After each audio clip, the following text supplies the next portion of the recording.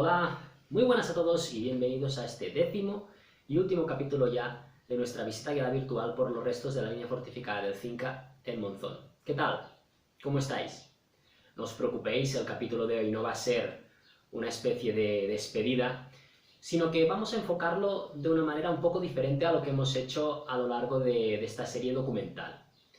Lo que vamos a hacer hoy es explicar algunas pequeñas curiosidades y también hacer una pequeña reflexión, sobre todo a modo de conclusión, sobre lo que representa la línea del Cinca hoy en día en el territorio que estamos trabajando. Antes de empezar, como siempre, me suelo presentar. Soy Joel, arquitecto, miembro del GIEC, y por si alguno no lo sabía, que es la mayoría, es que estoy haciendo mi tesis doctoral sobre la línea fortificada del Cinca, no solamente en Monzón, sino prácticamente en toda su extensión, en los 4 sectores de los que hemos ido hablando últimamente. El culpable de que yo al final decidiera optar a hacer una tesis doctoral sobre esta línea fortificada, la culpa la tuvieron los restos que se encuentran hoy en día en Selva y Monzón, ya que en el año 2017, concretamente en febrero, yo terminé oficialmente la carrera. Bueno, la carrera la terminé unos cuantos años antes, pero sí que entregué mi proyecto final, y a las pocas semanas de terminar empezamos a trabajar ya en Monzón con el proyecto de señalización y luego ya pues con las diferentes fases de recuperación de sus vestigios.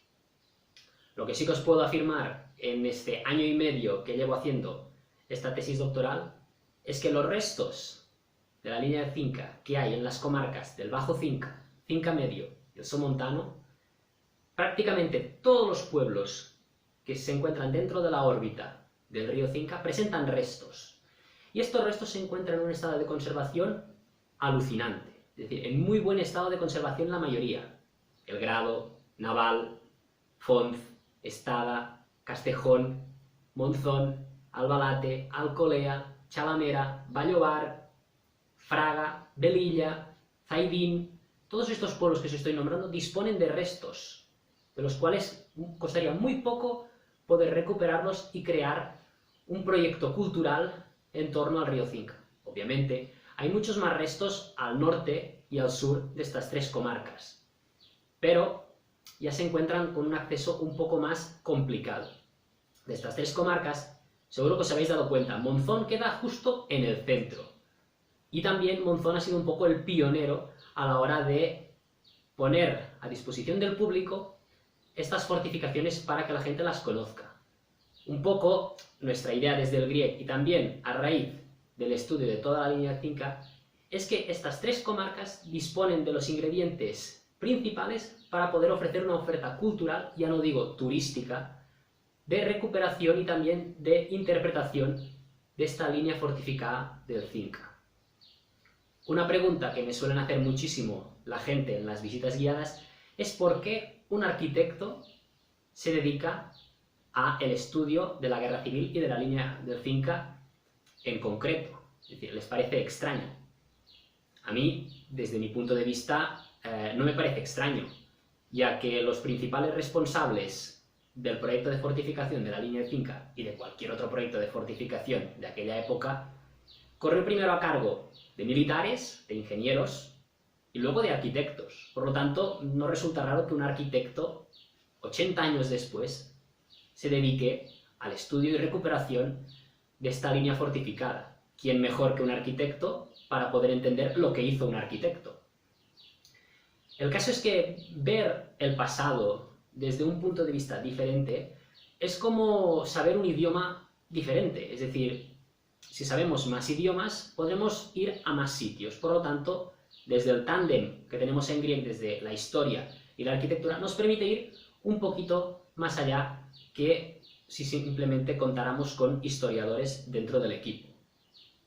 El hecho de poder ver las cosas desde un punto de vista arquitectónico nos permite ver cosas que de otra manera quizás no seríamos capaces de percibir. Por ejemplo, ya os he explicado que el proyecto de fortificación de la línea del Cinca se dividió originalmente en 3 sectores. Estos 3 sectores lo dirigieron 3 personas diferentes. Pues bien, este diseño, estas 3 cabezas pensantes, se pueden ver a simple vista a nivel arquitectónico. Por ejemplo, si nos centramos en el sector de Fraga y Monzón, que son los que geográficamente tenemos mucho más cerca, saltan a la vista las diferencias de diseño entre las fortificaciones de un sector y otro. Y simplemente por el diseño de los lindos de ametralladora podemos saber dónde empieza un sector y dónde termina el otro, sin necesidad de caer en debates como lo que hicimos en el capítulo segundo, donde poníamos cotas a este sector defensivo de Monzón. Otro elemento que también salta a la vista la diferencia de diseño es en los observatorios. Ahora, si queréis, os pongo unas imágenes para que podáis ver un poco la diferencia.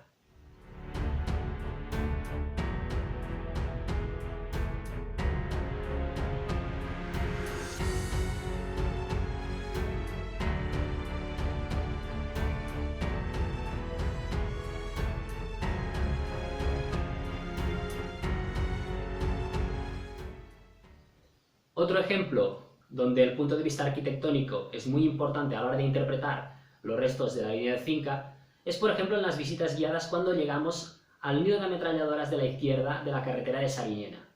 Este dispone de dos salas para la ametralladora, una que se encuentra cubierta actualmente y otra sin cubrir. Pues bien, la parte que se encuentra cubierta, si nos fijamos, tiene el techo plano, de hormigón, y reforzado con vigas de madera.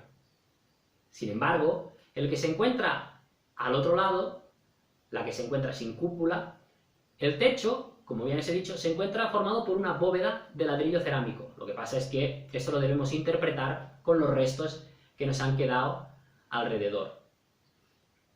En el mismo edificio, es decir, en la misma construcción, encontrarnos dos soluciones constructivas diferentes para un mismo nido de ametralladora, por ejemplo, el techo plano y el techo con bóveda de ladrillo, nos hace ver que aquí hubo algún que otro problema a la hora de construir, es decir, seguramente alguna escasez de material a la hora de construir el techo de las bóvedas, y por eso se llegó pues, a hacer una solución constructiva diferente. Es decir, no solamente apreciamos diferencias a nivel de diseño, como el caso de los dos sectores diferentes, sino que también encontramos diferencias a nivel constructivo, es decir, a la hora de realizar las construcciones. Estas diferencias, por ejemplo, si nos desplazamos un poco más al norte de Monzón, son escandalosas. Por ejemplo, si nos situamos en la ermita de San José de Fonz, seguramente recordáis algunas imágenes que os puse en capítulos anteriores, aquí se encontraban o se encuentran 4 posiciones artilleras repartidas en 2 secciones diferentes. La sección norte, podemos ver que la estructura dispone de techo plano de hormigón armado.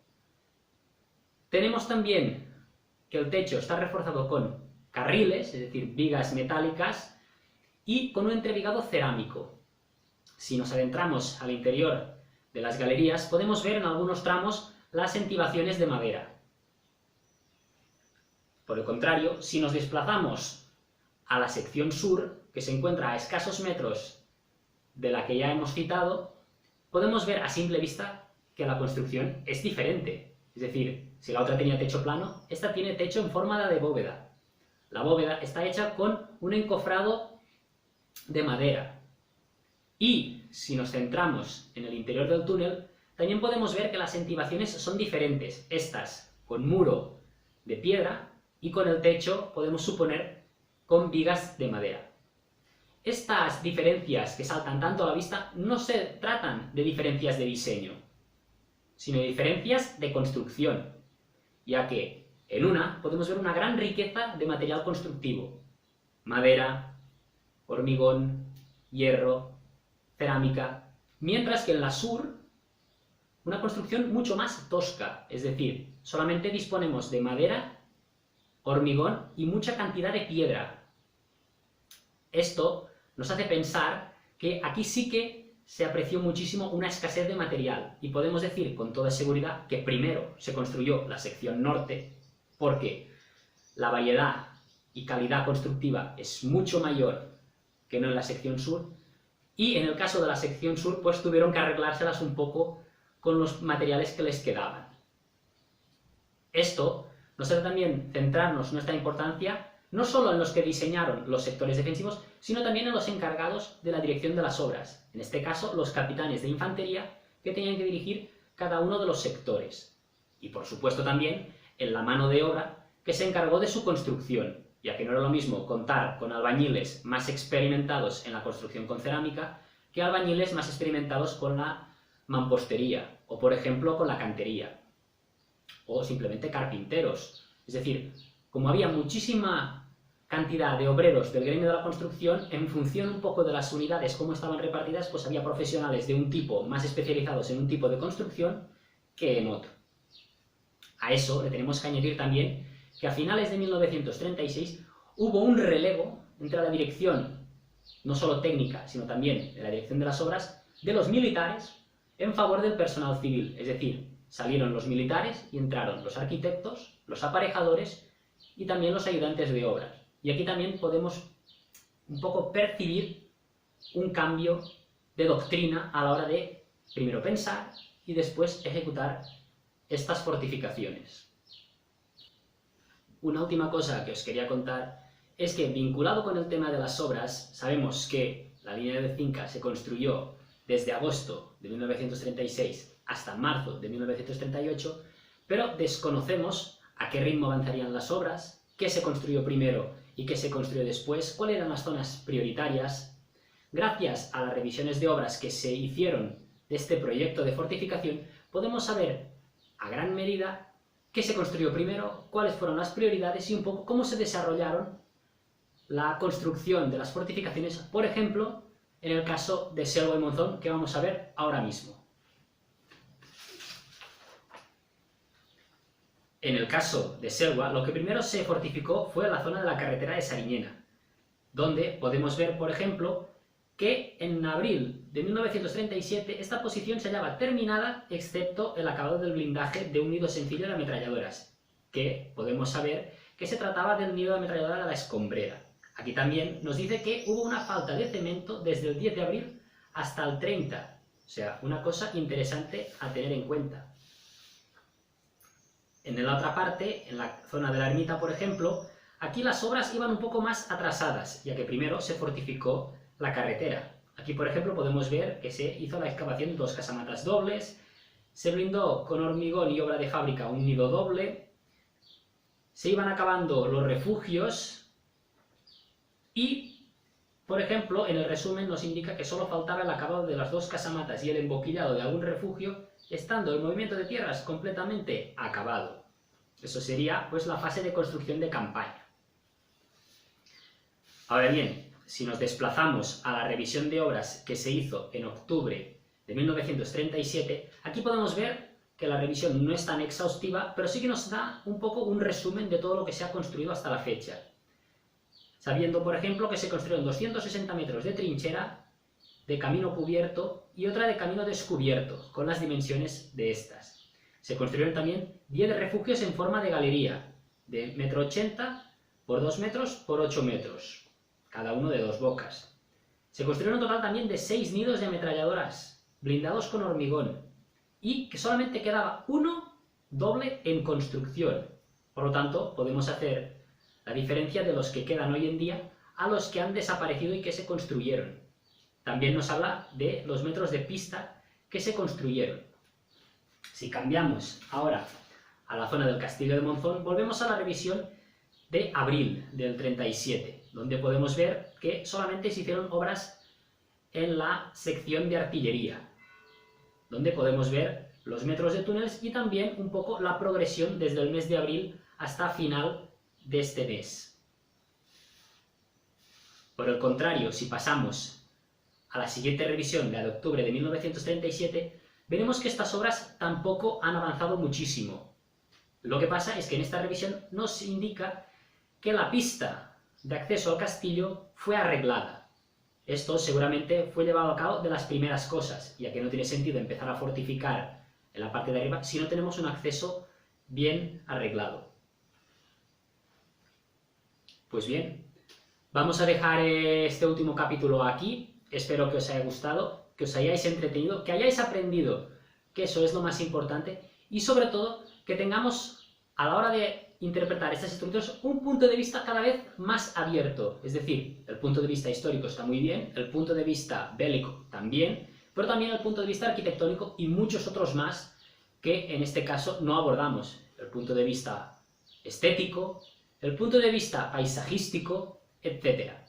Por último, y antes de despedirnos y un poco a modo de diversión, os voy a dejar con algunas inscripciones que podemos ver en elementos de la línea fortificada del Cinca. Ya os digo que solamente una de estas inscripciones se encuentra en Monzón y Selwa. Las otras se encuentran en otros pueblos también de la línea fortificada del Cinca, dentro del sector defensivo de Monzón, y que os invito a que también vayáis a visitar. Así que por mi parte, un saludo y hasta pronto en las visitas guiadas, esperemos veros.